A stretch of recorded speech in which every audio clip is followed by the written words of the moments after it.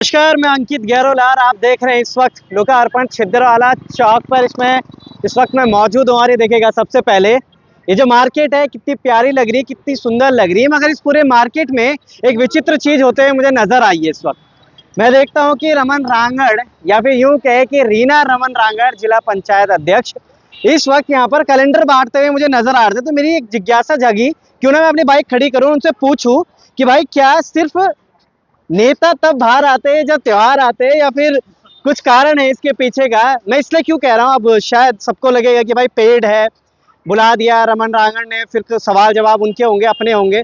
मैं यहाँ से गुजर रहा था, सोचा क्यों ना पूछूं, क्योंकि चेहरा चर्चित चेहरा रहता है हर वक्त और देखने को भी मिलता है। छिद्रवाला में जब भी कुछ होता है तो छिद्रवाला में नजर आते हैं रमन रांगड़, या फिर गढ़ी कैंट की बात करें, कहीं की भी बात करते हैं तो रमन रांगड़ वाला। मगर आज सर यहाँ पर बेच रहे हैं ये आप, या फिर कुछ खुद से कुछ करने का प्रयास कर रहे हैं? सबसे पहले तो आपके चैनल के माध्यम से मैं सभी को धनतेरस की और दीपावली की शुभकामनाएं देना चाहूँगा। जैसा कि आप देख ही रहे हो कि त्योहार का समय है, और मुझे लगा कि क्योंकि वैसे तो राजनीतिक तौर पे हम लोग निकलते ही हैं, फील्ड में मैं हमेशा रहता हूँ, पर आज मुझे जो दीपावली के उसमें मुझे लगा कि इसी बहाने से जैसे शुभकामना संदेश के साथ साथ कैलेंडर बांट रहा था, तो मेरा एक जो उद्देश्य है, मेन उद्देश्य मैं चाहता हूं कि जो हमारे यहाँ जो आज देख रहा हूं मैं, सभी लोग शॉर्ट टाइम जो लोगों ने दुकानें लगाई हैं, किसी ने पटाखे की, किसी की बर्तन की, किसी की मतलब मिठाइयों की लगा रखी है, किसी की दियों की लगा रखी है।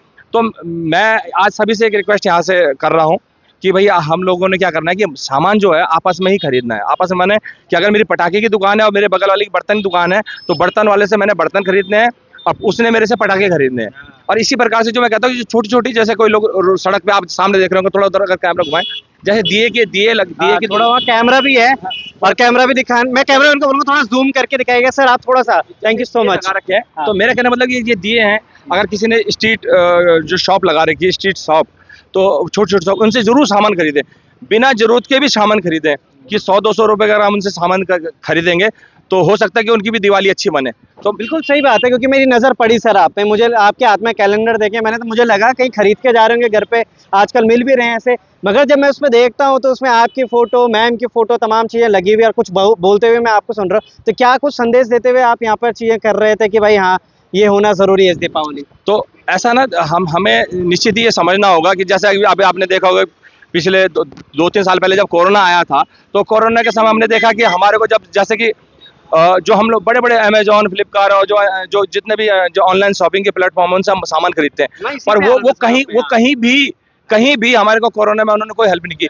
और मैं देखता हूँ कि मैं खुद, क्योंकि हम भी भाई है तो इंसान ही, तो जब क्या होता था कि जैसे कि मैं खुद बता रहा हूँ कि जब एक दिन क्या होगी, रात के टाइम पे मेरे घर में चीनी खत्म होगी, तो मिसेज कहने लगी घर में चीनी नहीं है, सुबह चाय बनानी है, बच्चों को दूध देना, कैसे देंगे? तो यकीन नहीं मानोगे, मैं 9:30 बजे मैंने अपने एक फ्रेंड को फोन किया, मैंने आज दुकान खोल दे, और 9:30 बजे उसने शटर खोल के मुझे 2 किलो चीनी दी। कहने का मेरा मतलब है कि जब विपदा आई, जब हमें दिक्कत है, तब तो हमारे दोस्त है, हमारे आस पड़ोस के दुकानदार है, और जब हमारे पे पैसा होता है और जब हमारे अकाउंट भरे होते हैं ना, तब तो हम ऑनलाइन की तरफ जाते हैं। तो मेरा कहने का मतलब कि इससे हमें बचना होगा। और मैं आपसे बोलता ना, मेरे हाथ जोड़ के निवेदन है सभी से कि दिवाली ना सिर्फ हमारे अपने लिए नहीं होती। हम जो घरों पे लड़ियां डालते हैं, क्या वो लड़ियां सिर्फ हम अपनी आंखों को चकाचौंध करने के लिए थोड़ी ना डालते हैं? हम चाहते हैं कि उस लड़ियों की जो रोशनी हो, आसपास के क्षेत्रों में भी जो हमारे अगल बगल के लोग हैं, वो भी देखेंगे हमारे घर में लड़ियां पड़ी है। पर वो लड़ियों का जब प्रकाश जब हम चाहते हैं कि सब में पड़े, तो हम ये क्यों नहीं चाहते कि हमारे कोई घर के बगल में कोई गरीब व्यक्ति है, उसके घर में अगर अंधेरा है, तो क्या हम ये नहीं कर सकते कि वहां 5-6 दिए लिया कि हम उसके घर पे भी जला दें? या हो सकता है मिठाइयाँ हमारे घर में बहुत आती है, आप देखते होंगे कि भाई जो सक्षम लोग हैं, मुझे ऐसा भी लगता है कि जो सक्षम लोग हैं उनको मिठाइयाँ सब देते हैं, पर जो गरीब लोगों से कोई नहीं देता। तो ये पूछ रहे थे सर कि ये चलिए भैया ने रोजगार खोला अपना है, भले शॉर्ट टाइम है, 2 दिन चलेगा, तमाम चीजें होंगी, चलो भैया को रोजगार मिल गया, चाहे 50 लोग खरीदे भैया से, मिल गया। मगर उन लोगों का क्या, गरीब व्यक्ति है जो क्या हाथ फैलाता है, अभी भी वहाँ पे आ रहा है। चाहे हम देहरादून ISBT के फ्लाईओवर के नीचे की बात कर ले तो वहाँ उनकी पॉपुलेशन ज्यादा है, चाहे हम ऋषिकेश की बात कर ले, त्रिवेणी घाट की, तो वहाँ पॉपुलेशन ज्यादा है। क्या उनके लिए दिवाली नहीं है? क्या उनके लिए कोई त्योहार नहीं है? देखो, दिवाली तो मैंने कहा ना, अभी मेरे कहने का मतलब यही था कि दिवाली सबकी है, और दिवाली अच्छी मननी चाहिए। कोई अगर हमारे बच्चे के हाथ में फुलझड़ी है और दूसरे के बच्चे वहां पर अगर तरस रहा है, तो मतलब मुझे नहीं लगता कि हम राम राज की कल्पना कर रहे हैं। दिवाली का मकसद ही यही कि हम राम राज की कल्पना कर रहे हैं। तो राम राज कब होगा कि जब जब हर आदमी सुखी होगा, हर आदमी की जो इच्छाएं होंगी वो पूरी होगी, तो वही राम राज है। तो उस राम राज के लिए हमें निश्चित ही अगर हमारे 100-200 रुपए का कंट्रीब्यूशन से अगर हम किसी को 100-200 रुपए का कुछ लेके किसी के गरीब के बच्चे को देंगे तो मुझे लगता है कि हम एक तरह से भगवान के लिए भी कुछ कर रहे हैं। शायद हम त्योहार मना रहे हैं, शायद शायद हम त्योहार। सीधा संदेश यही देना चाहते हैं कि अगर लोकल फॉर वोकल की बात हम करते हैं, अगर हम ये कहते हैं कि यार मेरी 50 रुपए की दिवाली मना ली जाए, मैं 50 रुपए की मनाता हूँ, किसी की 20 की मना दे, किसी को मैं 10 रुपए और दे दूँ तो शायद उसकी दिवाली भी वही हो जाए।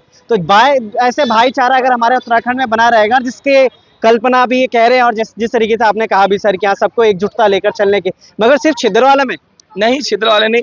देखो इतना तो आप भी समझते होंगे कि क्योंकि हम मेरी धर्मपत्नी यहाँ पर जिला पंचायत सदस्य है रीना रांगड़, और मैं कोशिश करता हूँ। देखो कोशिश तो मेरी वैसे बड़े क्षेत्र में भी रहती है, पर सबसे पहला प्रयास मैंने कहा ना कि अब मुझे अपने घर से शुरुआत करनी पड़ेगी।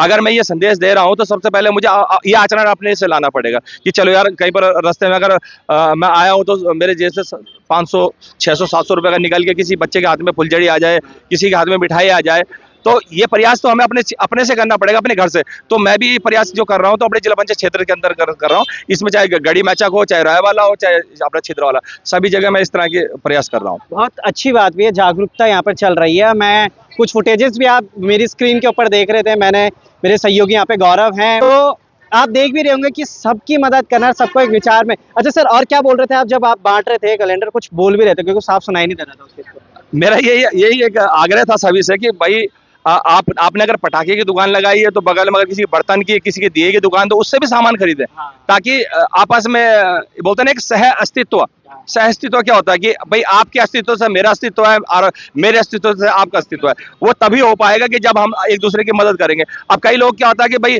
मेरी दुकान तो यहाँ चल जाए और मैं अपना सामान लेने के लिए बाहर चला जाऊँ और वहां से सामान लाऊं, पर कितना फर्क पड़ेगा, 100, 200, 400, 500। पर ये सोचो कि अगर मान लीजिए मैंने पटाखे में कमाया है और मैंने बगल वाले बर्तन वाले को दिया है, तो वो मेरे से पटाखे खरीदे तो मैं उसमें कमा लूंगा। तो गिव एंड टेक चल रहा है। हाँ, और बहुत अच्छी चीज है।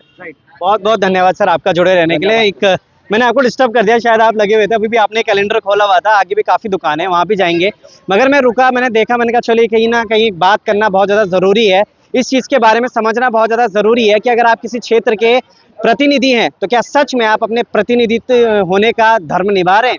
क्या आप उन तमाम व्यक्तियों को जिन्होंने आपको वोट देकर उस मुकाम तक पहुंचाए, क्या आप उनकी तरफ सुध लेने जा रहे हो? देखिए दुख की बात नहीं, पर क्या सुख में बधाई संदेश देने आप जा रहे हैं?